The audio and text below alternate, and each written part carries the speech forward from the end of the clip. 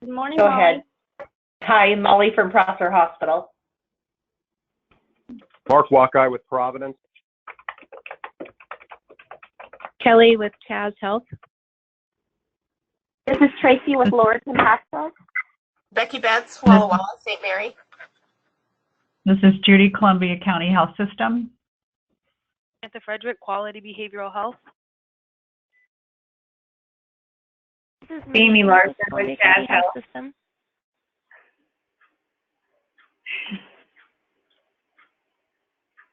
This is TJ and Teresa from Police Medical in Pullman. Deb Watson with Pullman Regional Hospital. Kevin Martin, Kittitas Valley Healthcare.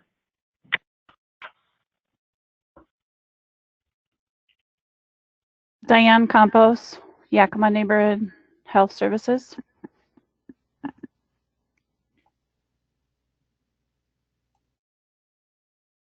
Lindsay Ng with the Health Center, Walla Walla.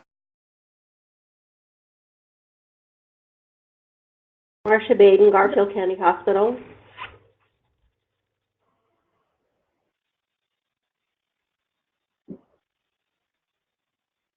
Anyone else on the line?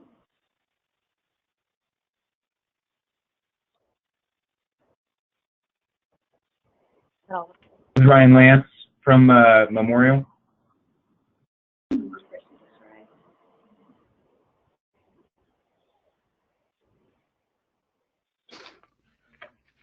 This is Diane Anyone Campos. else? Again, Michelle Sullivan will be joining as well from Neighborhood Health Services. Thank you. Mm-hmm.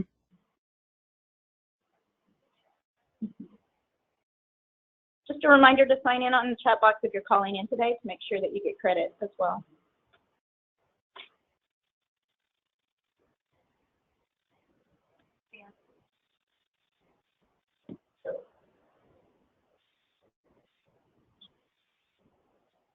Sorry, that was my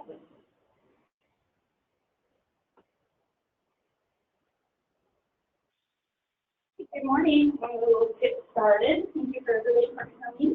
We got more people arriving.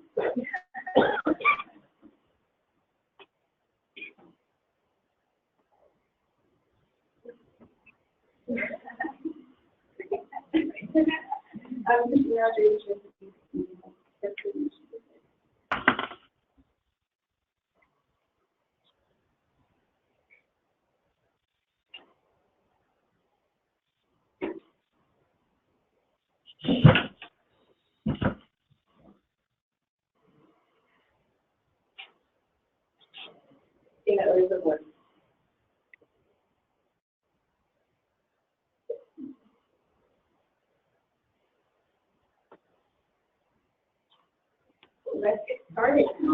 Presentation will start with Washington State Department of Health and Prescription Monitoring Program, an overview for healthcare professionals. Here he comes today with from the operations manager for the prescription monitoring program of the Washington State Department of Health and the 10 years of government service for the state of Washington. He supports health professionals struggling with substance use issues, often into recovery. Mr. Garrity studies focus on engineering and mathematics while at Louisiana State University and organizational development at the Evergreen State College in 2007. Various overseas operations for the Washington State Department of Health prescription monitoring program since 2014, and has served in executive roles for two national committees focused on interstate standards and based on the TMC data exchange. Thank you, Gary.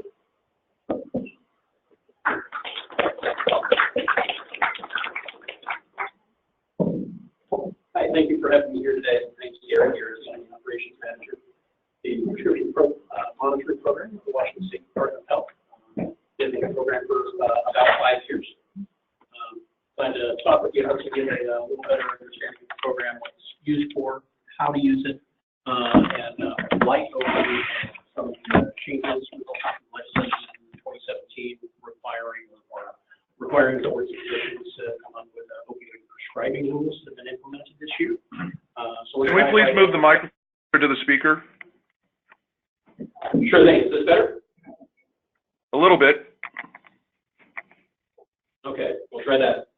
I've got a number of slides, so I'll try to move through them swiftly, and we've got some time for questions question and answer afterwards.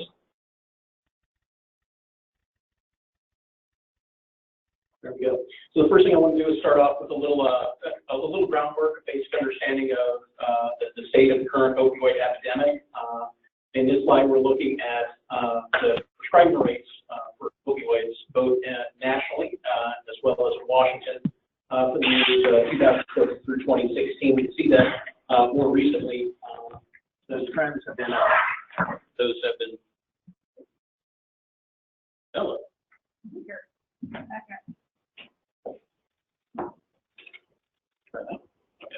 We can see that over recent years, those prescribing rates have been trending down a little bit. On the one hand, that's some pretty good news. We'd like to see a reduction in supply, extra supply that's available for illicit use.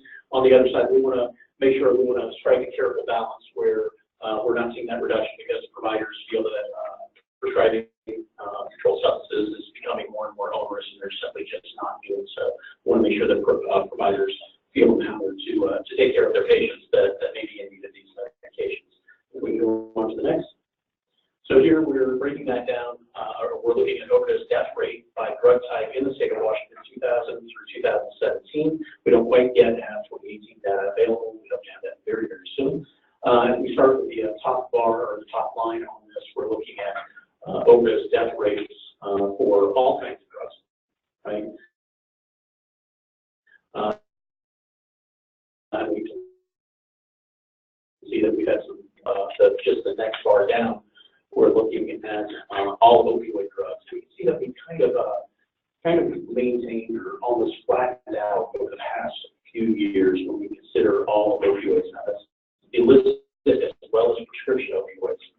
We got to the next one in the light blue color. We're looking at just prescription opioid drugs. We can see that we've really been trending down in the number of overdose deaths or the death rate.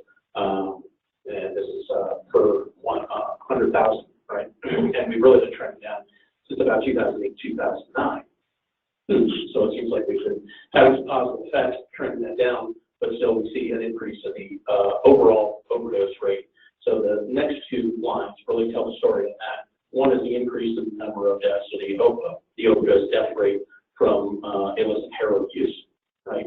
And the one under that shows a really curving, really increasing death rate from since about 2015 for synthetic opioid use, not including methadone. So that'd be your fentanyl and carfentanil, things like that. Next. And we're still operating in a landscape where there's a lot of belief that these prescription drugs pose little or no risk. Right? In this slide, we're looking at 1 in 14 believe there's little or no risk in using prescription pain relievers for that prescription. Next. So, of course, as a department and across state agencies, there's a mountain of work focusing on the opioid epidemic, on the prescription drug epidemic, on the overall overdose epidemic. One of the areas, one of the tools for the organizations, groups that we focus on this work is the opioid response work group, and that's coming together of the Department of Health, our sister agencies in this group, as well as stakeholders, healthcare organizations. It's really the open group. If you want to find out more about the group, you can find it at DOH.org/opioid response work group. And we work strategically under the Washington State Opioid Response Plan, and that response plan was really called out in recent opioid legislation that's passed this year. The plan is broken down into 4 priority goals, focusing on prevention for opioid misuse and abuse, treatment of opioid use disorder, increasing opportunities for treatment, as well as medication-assisted treatment. The third goal, to prevent deaths from preventing overdose deaths by making naloxone more readily available. And the fourth, to monitor and evaluate using data, such as A&P data. Next. So a quick overview of the program. Kind of what is it and how does it work? The first thing, the first stop we would do is consider where the department started from when considering the prescription monitoring program. Our legislation was originally passed in 2007. Been a while, although the program was kind of shelved for a couple of years. The economic downturn. We came on and began collecting data in October of 2011 eventually. However, when the department was first tasked with this, of course, needed to look strategically at what kind of program needed to be developed, right? You may know or may not know in other states, prescription monitoring programs are how, in Washington particularly, we house our prescription monitoring program within the Department of Health to serve public health needs. In other states, it may be located directly within the Board of Pharmacy, which is another place to have it. And in other states yet, may be housed in a Department or Office of Justice, more focused on providing information for law enforcement needs. And considering that, the department looks strategically at what kind of program should be developed and what kind of information should be available. And those came out as priorities to give practitioners an additional tool, making information more readily available for them, easier to find for making patient care decisions. In providing that kind of information, and also ensure that healthcare providers can ensure that SBIRT opportunities are missed. Using SBIRT, of course, as screening, pre-intervention referral treatment, originally released by SNAPChat for pre-interventions in ERs, but using this as a model for maybe brief interventions in the provider office when detail or particular drug-seeking activity might be seen or considered, thought about from a PNP report. Want to make sure that we're doing these things in this way, providing information, because that's going to keep the bar of the hurdles low for people that are truly suffering, truly are benefiting from these kinds of medications, that they don't have any undue burden placed on them. And of course, not only through PNP reports available to the provider, but also that aggregate data that we can access to the Department of Health. We use all of that to educate the public on the dangers of misusing prescription drugs. And all of this hopefully serves the overall goal to reduce the overall quantity that's out there, the extra quantity that's available for illicit use. So, just a quick contextual diagram. The SAFE-PNP is really just a data repository, and what we have is all of our dispensers. Those are mainly pharmacies. You got to remember those are pharmacies that are resident pharmacies in SAFE, as well as non-resident pharmacies from out of state that are shipping medications into Washington to Washington patients. We also have dispensers that dispense directly from their practice. All of these different dispensers are required to report to the prescription monitoring program any dispensing of Schedule 225 medications by the next business day. That data is then housed on the SAFE-PNP, made available to prescribers and pharmacists, as well as law enforcement and licensing. Now, we've been averaging a slight reduction over the last couple of years, but we've been averaging just about 12 million records a year, or about 1 million records a month that we receive. And we have a few groups that are not required to submit data. So I'll just read through them real quick. Licensed wholesalers, distributors, and manufacturers. Really, any kind of prescription dosing is given for less than 24 hours, right? So that includes, if you're a dentist and you're prescribing a couple, might get it to help somebody get through the afternoon after a tooth extraction. It's not required to be reported. However, if it's filled at a pharmacy, it's likely that pharmacy is going to go ahead and report. Of course, if you're administering in the office, that's a situation where it's not required to be reported, as well as in long-term care facilities or inpatient care hospitals. It's important to note federally operated facilities aren't required to report under state law. Of course, they fall under federal jurisdiction, not under state jurisdiction. However, we have been receiving voluntary reports, all material, all information reported voluntarily from VA and Indian Health Services since 2015. And of course, opioid treatment programs or methadone maintenance programs are still prohibited from reporting under 42 CFR. Continual discussions around that. There are different interpretations of whether that restriction is appropriate or not, but no change as of yet. So legislation, policy, and rules. This is where we get into a discussion about the opioid, recently released opioid prescribing rules. The legislation required development of opioid prescribing rules by the 5 different boards and commissions who oversee each of the controlled substance prescribing professions. The legislation also expanded authority and access to use PNP data for assessment of prescribing and morbidity and mortality data. It allowed the department to use some of that expanded access to provide prescriber feedback reports and reports to provider groups. I'll talk a little bit more about that in a second.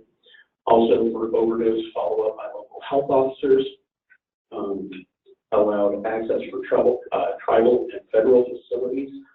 This is talking about our exchange for EHR integration, allowing them to include those facilities in the state to take part in that. Also allowed for overdose notification via the Emergency Department Information Exchange and the Washington State Hospital Association Coordinated Care Quality and Improvement Program. Next. So this is an example of a report that the Department of Health is is more able to do the expanded access, and I won't go into detail on it. I realize that it's kind of small, but this is looking at acute prescribing by specialty in Washington State 2018 using Order 1 data, right? It's just looking through all of the different kinds of specialties and the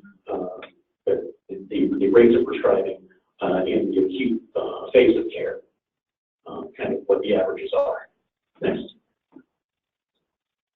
And this is an example of our provider feedback report. We've been sending these out the last couple of quarters. We should have another round coming out in the next couple of months here.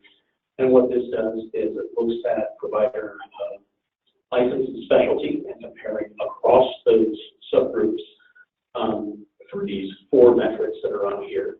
Non-compliant acute opioid prescriptions for pediatric, non-compliant acute opioid prescriptions for adult patients, percentage of patients with greater than 7 days supply of opioids, percent of patients with concurrent opioid sedative prescriptions. We run this report. We take the upper 95th percentile, any provider that hit the upper 95th percentile for any one of these. We send the report out to you as an informational report just to say, hey, this is what your data, this is what your prescribing history looks like in the data on the prescription monitoring program.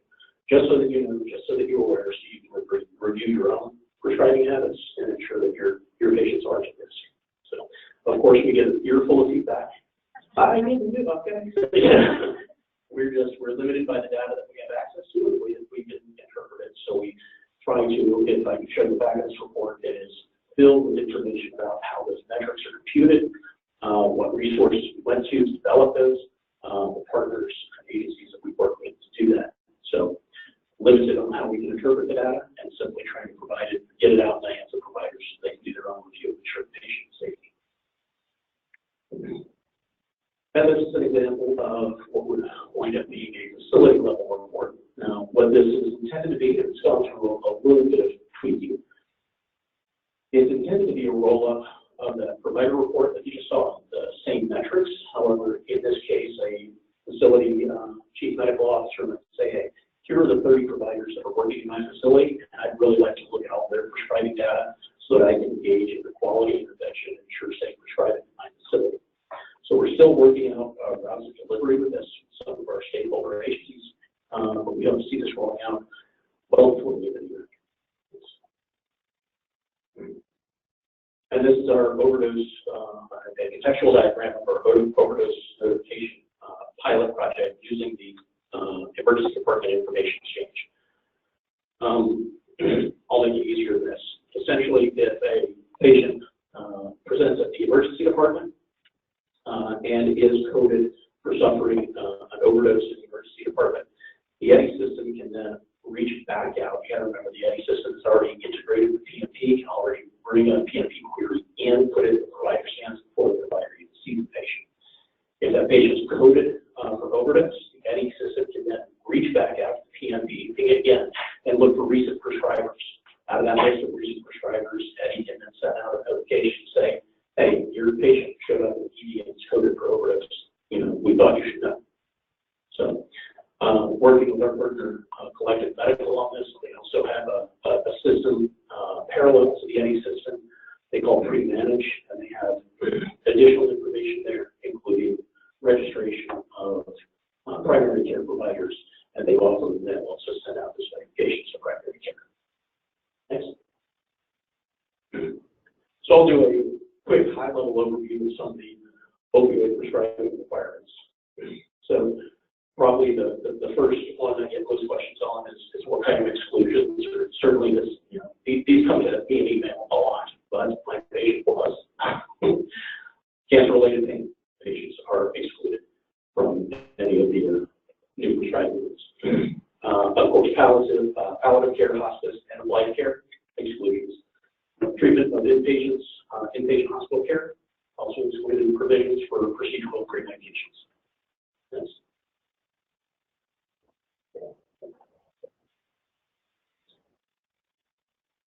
So, how did this come to be? House Bill, English Substitute House Bill 1427 was passed in 2017. It called for the 5 boards and commissions that oversee the controlled substance prescribing professions to adopt new rules for opioid prescribing by January 1st, 2019. We only had one commission that didn't quite hit that mark, but they did have their rules adopted by the end of January 2019, January this year. The rules had to provide for possible exemptions based on education, training, prescribing level, patient panel, and practice environment. They had to consider our state's agency medical directors group opioid prescribing guidelines, which were last updated in 2015, as well as the CDC opioid prescribing guidelines. That also gave latitude to consult with the professional associations, the Department of Health, and the UW and develop these.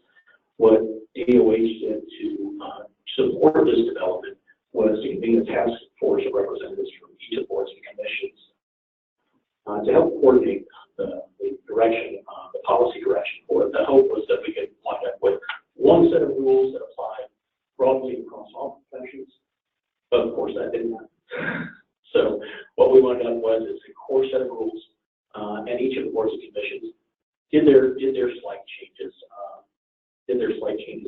And adopted their own individual sets of rules. So if you got questions about what kind of requirements these rules lay out, when you're required to check a PMP, or what the differences are for these considerations between acute care and the chronic phase, you need to go to your individual board commission and review your particular set of rules. So some of the limits. So we want to keep in mind for chronic non-cancer pain that's greater than 12 weeks, most of the requirements from the 2010 opioid rules were not changed. Of course, each of the rule sets, one of the basic courses, limits on prescribing may be exceeded based upon written documentation in the patient record. So the patient's responding well to pain medications, that they're doing good. They just need a little higher dose.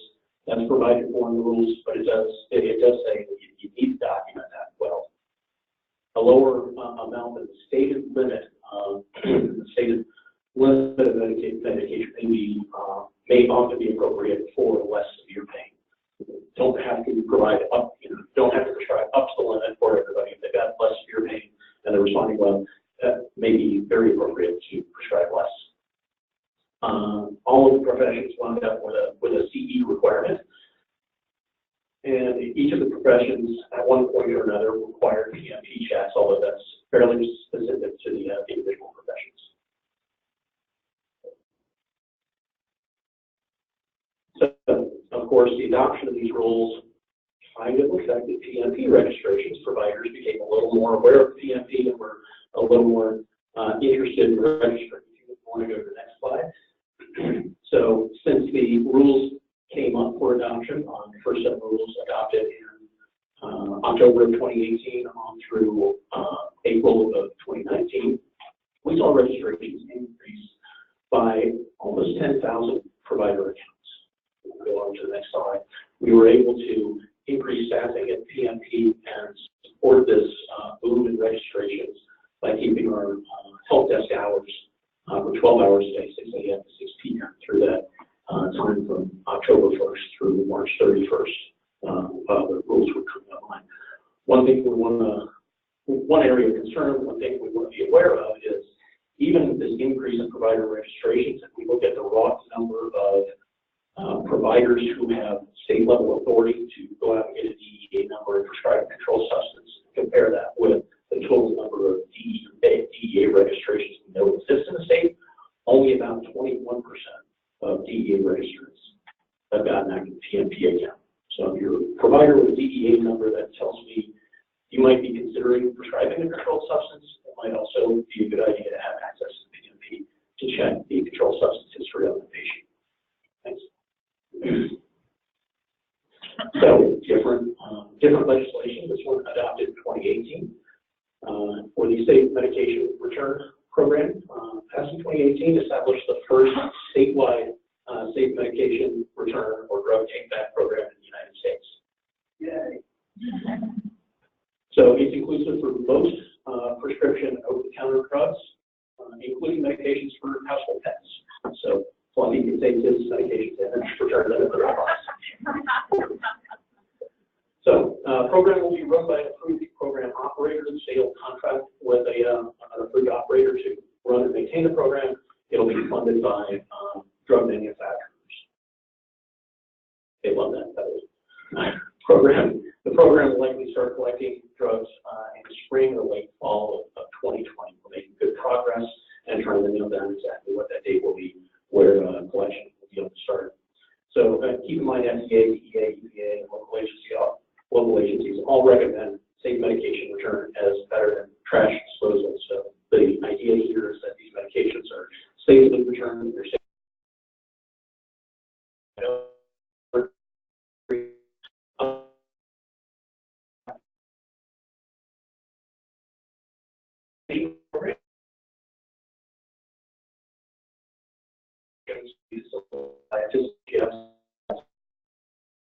These hospitals for